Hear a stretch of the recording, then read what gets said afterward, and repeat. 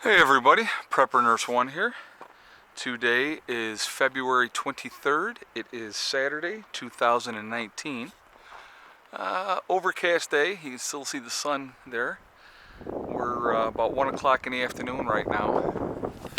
So the wind is starting to pick up a little bit. They were talking a wind advisory, but I don't know if it's going to happen or not. It doesn't seem like it's going to be that bad.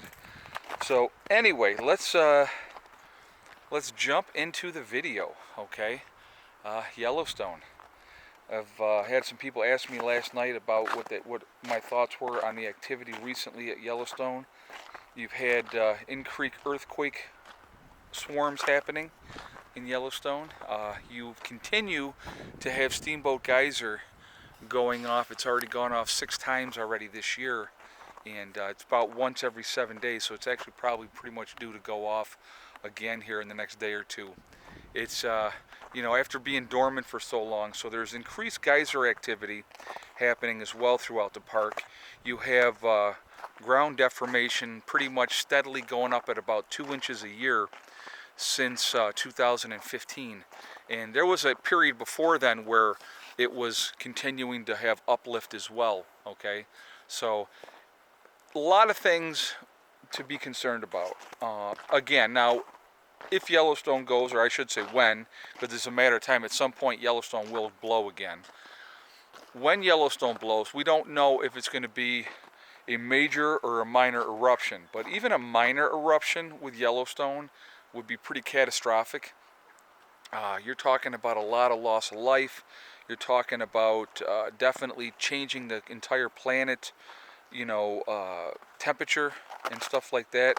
I mean, if you look at Mount St. Helens, and what they said was, when Mount St. Helens went in 1980, all the stuff that happened, if you go back and you look at those videos of Mount St. Helens, if we had a major eruption from Yellowstone, it would be 2,500 times worse than Mount St. Helens. And look how that affected things, in the short term. So you're really, there's a lot to be concerned about with what's going on right now out at Yellowstone. It's definitely worth paying attention to. There's no guarantee that if Yellowstone, or I keep saying if, but when Yellowstone goes, there's no guarantee that it's going to be a super eruption. It could be a minor eruption.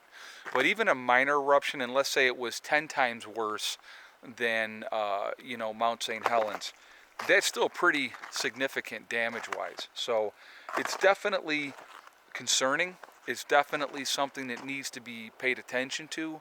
A lot of people want to blow it off and say, oh, Yellowstone, that'll never go off, and, it's not going to happen in our lifetime. And I love it when people say, I guarantee you that it's not going to happen in our lifetime. Well, no, you can't guarantee anything in life. There's too many variables that can affect things. And I did a video not that long ago about Yellowstone and the fact that it could go off in as little as 2 weeks, meaning that under the right circumstances, that once things started amping up, that it could actually blow within inside of a 2-week period of major increased activity. So that's kind of frightening, and that's coming right from officials of Yellowstone and stuff like that. So that is definitely something that is very, very concerning that we need to be paying attention to. Yellowstone is a game changer, guys. How do you prep for Yellowstone? I mean, realistically, if it's a major event, you're talking about changing the dynamics of the entire planet, putting us into a volcanic winter for many, many, many years, and it's, nobody really preps for that type of thing. I mean, you really don't. I mean, who does? You don't have 5 to 10 years worth of food. Now, I'm sure the government has facilities around, underground, buried, ready to go for who they want to save. But for average Joe citizen, even preppers like myself, that are pretty, I'm pretty advanced as far as what I have, prepped up. But it's like, even with people like myself, I mean, I don't have 5 to 10 years worth of food packed away, you know. And for how many people? That's the other thing. How many people are going to be there knocking at your door trying to get your stuff? You know, those are very, very scary things to, you know, even contemplate. You know, those are things that you want to just kind of not pay attention to, but you really need to, because you just never know. And I mean, my advice, like I said, and I talk about this all the time, I'm a big believer in, you know, being prepared as much as you possibly can be, and food is the key. Food is definitely the key. You look at any of the events around the world that have happened, you know, any kind of insurrection or unstableness on a country, and people start starving, and then they're eating their dogs and the cats, and then, you know, after that, there's, you know, obviously been cannibalism throughout this, you know, the years and stuff like that. So, you know, you really need to try to be as prepared as you possibly can be in any way possible. So, you know, it's not an easy thing, guys. Not an easy thing at all. So, very, very scary. I did want to mention here, while I was thinking about it, on my website we have, you know, the Prepper Nurse One community now up and running. If you are interested, you just go to the website preppernurse1.com and you can register. It's completely free. It's very, very private. Great way to meet people and, you know, to talk with like-minded people, either be it in your state or, you know, country. And we have a seniors category. We also have a disabled category. And we are actually just going to be setting up, it's going to be happening today. Mike is working on it probably as we speak, where we're going to have a singles category. So anybody that is a single prepper that would like to try to meet somebody, you can go in there. And like I said, it's all at your own, you know, discretion, you know, as far as that goes. And so, you know, but it's a good way to meet like-minded people. It's a good way to try to, you know, bounce ideas off of like-minded people. That's the part of the fun of it too, is getting different ideas from different people. And if you're looking to try to form a group in your state, you know, it's another way to try to hook up and connect with like-minded people. Doesn't mean you have to, but you know, you can talk to people and see where, if you're on the same page, and if you want to work together, then it's, again, it is completely up to you. So that, you know, just putting that out there, that's there. Also right now, oops, I'm falling here. Also right now on the website, we are doing a sale, 10% off of everything on the website from now until the 3rd of March. So if you're interested, please feel free to go check that out as well. We have Legacy freeze-dried foods, and we also have, you know, t-shirts, and we have coffee mugs as well. So as far as Legacy goes, that's only for the United States, unfortunately. Sorry if you're, you know, in Europe or Canada and you were interested, they don't ship there. I'm sorry. So anyway, so that being said, I definitely would like to hear your guys' feedback, what you think of the whole situation with Yellowstone. I believe that a lot of the earthquake activity is being underreported. When they changed the monitors out a couple years ago, that was a real big, huge red flag for me, because that told me that they know something is brewing, and that they wanted to make it so that it didn't seem so dire. And so there's a lot of underreporting going on. You know, there's a lot of good channels out there that talk about, you know, Yellowstone. Mary Greeley News is one of those channels. She has a lot of great information on Yellowstone. She puts it up there all the time. So there's a really great source of information there.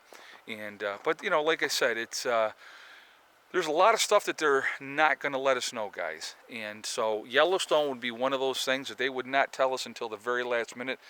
They would continue to tell us that everything is fine and that it's normal, and it's, you know, with what's going on out there, it's not normal and it's not fine as far as I'm concerned. Now, an event of what type of event it would happen with Yellowstone, I mean, I don't know. I would hope that it would not be a major eruption, because like I said, that would be a game changer for the planet. The last time one of these major eruptions happened, I think it was Toba, and it was 70,000 years ago. And they have proven that the Earth's population went down. And there's Miss Molly. Hello, girlie. How you doing? So this one here, she was our little feral cat that came last year. and she's the mama of the kittens, and she's done really, really well. She is definitely part of the family now, so, and we did get her fixed, so she's not going to be having any more kittens. So yeah, we are good to go on that. And the two boys that are left now, because we lost Slugger passed away, the other two are boys, and they're not fixed yet, but they can't get pregnant, so that's a good thing. But I definitely need to get them fixed yet, and we will. But yeah, she's a little cutie. She's getting fat. Getting fat, huh? You getting fat? Heather loves this cat. Absolutely loves her. But she's a good little cat. She's got a little purr box. If you guys can hear her or not. Got her little motor running right now. She's a good girl. So anyway, yeah, so you know, like I said, they're going to keep all the information from us as much as they possibly can, because they don't want panic or people to lose their minds. Okay. Weather-wise today here at the homestead, it is supposedly going up to, I think, like 40 today, something like that. It's supposed to be 50 tomorrow. So, but it feels pretty decent. Not a lot of wind at this point. You can see the flag right now is blowing, but not really majorly. So anyway, so guys, listen, I'm going to jump off of here from now. I definitely want to hear your feedback on this. I want to hear your feedback on what you think of what's happening right now with Yellowstone. Is it something that you feel that we need to be concerned about? Is it something that we just need to keep an eye on? Or do you think that there's nothing to worry about whatsoever? I love those people. Nothing to worry about, nothing to see here. So anyway, remember guys, we are all in this together, so it's important that we all try to help as many people as we can, if we can. Try to wake up as many people as we can. The more people that we can get prepping, it's that much less people that are going to come and try to take your stuff. And you know, we all know how that's going to turn out. So remember guys, hug and kiss the ones you love. Tell them every single day. Tomorrow is not guaranteed. We never know what's going to happen. And remember STD guys, it's one step at a time, one thing at a time, and one day at a time. Whatever you're trying to do, whatever you're trying to accomplish, you can do it. You just have to work at it methodically, and you will get there. The only one that can stop you, the only one that can hold you back is yourself, okay? That's really important. I think a lot of people lose sight of that. They get caught up in the negativity of other people, and just don't let that happen to you, okay? So anyway, actually another thing, being the 23rd of February is my ex-wife's birthday. She hit the big 5-0 today, and so obviously the kids are with her. So we had stopped, they went with their mom on Thursday because Heather's been off all week, and so they went with their mom on Thursday. So we had stopped at the local Walmart, and I made sure that they both got cards to give to their mom for her birthday. And but I did not get her a card. So anyway, guys, listen. I hope everybody's doing well. I will talk to you all tomorrow. Look, tomorrow we're going to be doing the video. Mike is going to be in as a guest speaker again. We're going to be talking about the pole shift, okay? So that should be a really good topic. 8 o'clock tomorrow night. I will see you guys tomorrow. Have a great night. Prepper Nurse 1 out for now.